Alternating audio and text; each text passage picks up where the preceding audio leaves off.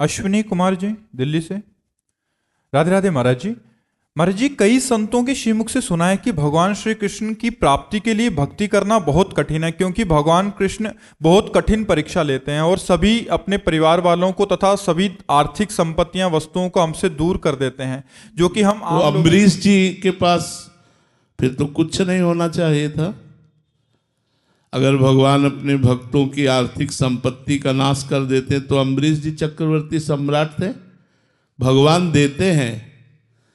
विभीषण जी को 1 कल्प का राज्य और भक्ति प्रदान की, प्रहलाद जी को भी सिंहासन पर विराजमान किया, ध्रुव जी को अटल पदवी विराजमान की। कैसी बात करते हो?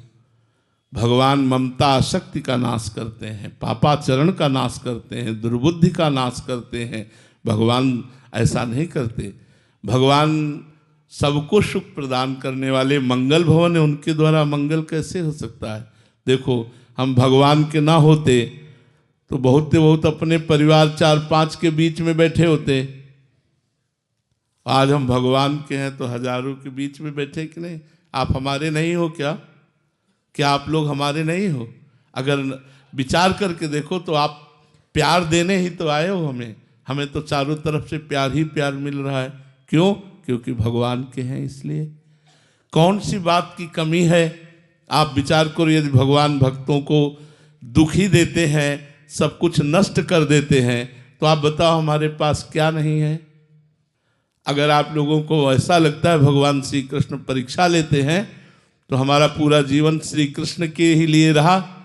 हमने तो परीक्षा नहीं देखा, उनका प्यार देखा है, उनका सहयोग देखा है, उनका दुलार देखा है। देखो, एक बात समझना होगा, पहलवान जब अपने चेला को कुश्ती लड़ाता है तो सबसे पहले वो निरीक्षण करता है कमजोर कहाँ है। जैसे यहाँ मारा, उसने कहा अरे अब वहाँ वो 1000 बार मारेगा और इतना परिपक्व कर देगा कि दूसरा खींच के मारे तो भी उसको फर्क न पड़े। तो श्री कृष्ण जगत गुरु हैं, वो देखते हैं हमारा चेला कमजोर कहाँ है, जहां कमजोर है वहीं उसे पीटते और मजबूत कर देते हैं। देखो, बिना प्रतिकूलता अनुकूलता के सहे अंतःकरण प्रेम लायक नहीं होता। दोनों चीज सहनी पड़ती है, अनुकूलता भी और प्रतिकूलता भी। अनुकूलता में फूले ना और प्रतिकूलता में हम दुखी ना हो। एक शीशा है, ऐसे कंकड़ मारो फूट जाता है नहीं, और गरम ठंडा करके प्रोसेस से उसे जब बनाया जाता है तो बुलेट प्रूफ हो जाता है। गोली मारो तो नहीं, वही शीशा गोली मारो तो नहीं टूटेगा, और वही शीशा कंकड़ मारने पे टूट जाता है। तो भगवान श्री कृष्ण अपने चेला को बुलेट प्रूफ बनाते हैं कि माया का काम, क्रोध, लोभ, मोह, मद, मत्सर, अपमान, ये कुछ भी भगवान के भक्त का बाल बांका न कर सके। आप जिसे परीक्षा कहते हैं, हम उसे पुष्टता कहते हैं। भगवान अपने भक्त को परिपक्व करते हैं, पुष्ट करते हैं। इसलिए गलत धारणाएं मत धारण करो कि भगवान श्री कृष्ण की भक्ति करना कठिन है।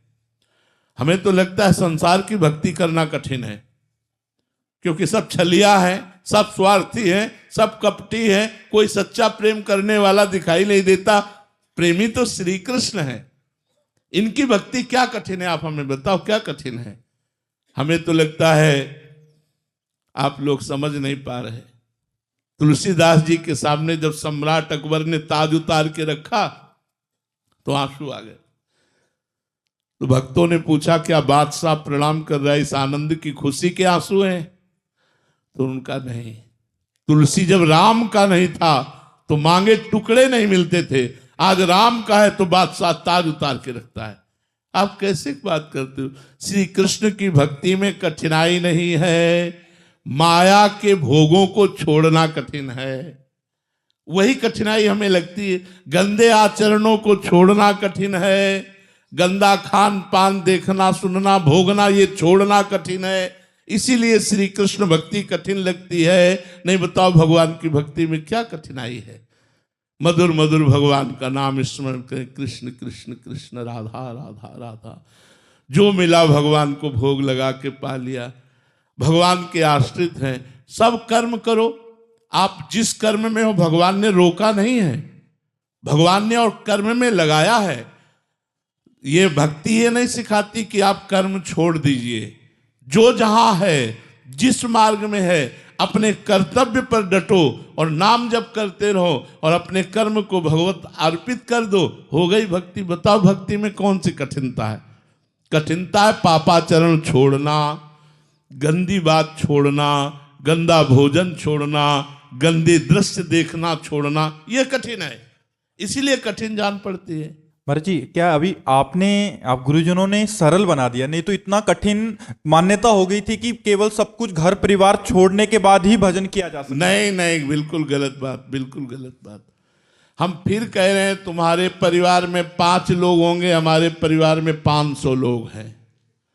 जब वो परमात्मा जिसकी हम शरण में हैं वो हमें देख रहा है तो आवश्यकताओं की पूर्ति कर रहा है, सब कर रहा है। आप चिंता क्यों करते हो? त्याग का मतलब है मन को भगवान में लगाना, जगत से हटाना। अगर हमारा मन फंस जाए तो लंगोटी और कमंडल में फंस जाए, उसी से दुर्गति हो जाए, और मन भगवान में लग जाए तो पूरा राजपाट वैभव कोई फर्क नहीं पड़ता। सावई मनः कृष्ण पदारविंदयो, मन भगवान में लगाने की बात है। भागने की जरूरत नहीं है, छोड़ने की जरूरत नहीं है। क्या छोड़ोगे? कहां जाओगे? क्या इसके और वस्त्र नहीं बनते? क्या पीला पहन लेना ही क्या बाबा जी है? क्या लाल पहन लेना ही बाबा जी है? ऐसा तो नहीं है। हमारा मार्ग है विरक्त मार्ग, इसलिए हम चल रहे हैं। बकाया भगवान का चिंतन करना ही सबसे श्रेष्ठ बात है। भगवान के लिए कर्म करना ही श्रेष्ठ बात है, चाहे वो गृहस्थ हो चाहे विरक्त हो। अगर विरक्त होकर भगवान का भजन नहीं करता, भगवान का चिंतन नहीं करता, अपने कर्तव्य का पालन नहीं करता तो नरक जाएगा। ये थोड़ी कि विरक्त हो तो तुम्हारे लिए विमान आएगा। हरे शिष्य धन शोक न हरे, सो गुरु घोर नरक मा परे। लो, सो गुरु घोर नरक मा परे। बात यहां भगवान से चित्त जोड़ने की है। कहते फिर आप बाबा जी क्यों हो गए? हमारे कपारे में लिखा था, हमारे भाग्य में लिखा था तुम्हें बाबा जी बनकर जिंदगी गुजारनी है। नहीं, भगवान की प्राप्ति के लिए हृदय का समर्पण चाहिए, भजन चाहिए, ममता आसक्ति समेट कर भगवान में लगा दो, ये चाहिए। ये सब बाहरी बातों पर ध्यान मत दो। अगर बाहरी ध्यान दो तो हमें बताओ कौन सी ऐसी गुफा है जो माया रहित है कि वहां पहुंच जाओ, माया नहीं। तो इसलिए भजन करो, भागने की जरूरत नहीं है। उद्देश्य परिवर्तन की जरूरत है, देश परिवर्तन या कर्तव्य परिवर्तन की जरूरत नहीं है।